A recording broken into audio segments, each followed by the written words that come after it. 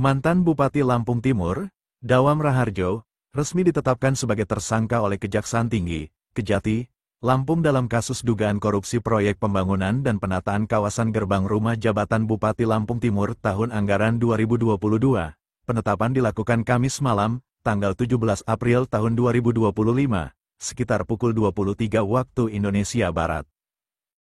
Pantauan langsung di lokasi, Dawam keluar dari ruang pidana khusus, Pitsus, Kejati Lampung dengan wajah tertunduk, mengenakan rompi merah muda khas tahanan korupsi. Ia tak sendiri, 4 tersangka lainnya turut digiring ke dalam mobil tahanan yang kemudian membawa mereka ke Lapas Weihui, Lampung Selatan.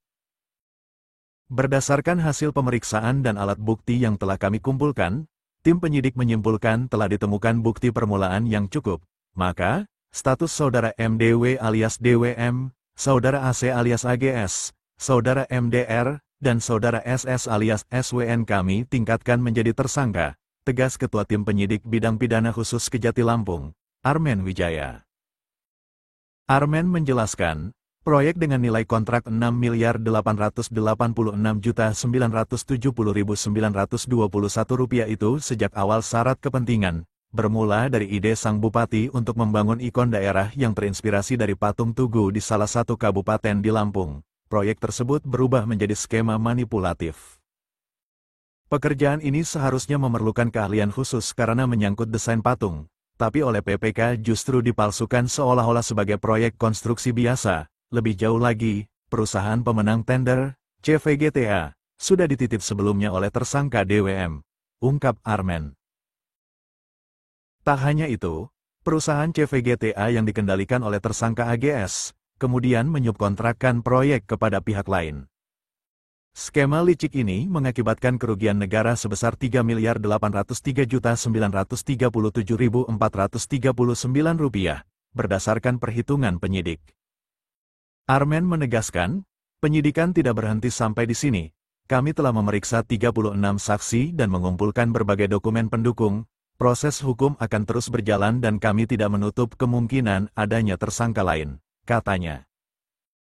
Para tersangka dijerat dengan pasal berlapis. Primair, pasal 2 ayat 1, Jo pasal 18 UU nomor 31 tahun 1999 tentang pemberantasan tindak pidana korupsi sebagaimana diubah dengan UU nomor 20 tahun 2001. Jo pasal 55 ayat 1, pertama KUHP. Subsidiair, pasal 3 Jo pasal 18 UU yang sama, Jo pasal 55 ayat 1, pertama KUHP. Skandal ini menjadi tamparan keras bagi tata kelola pemerintahan daerah.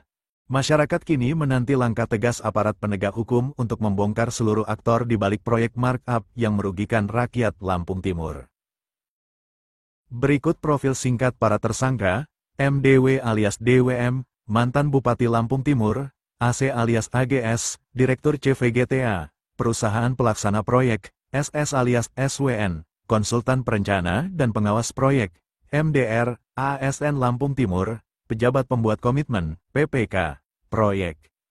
Kontributor Lantai News TV melaporkan.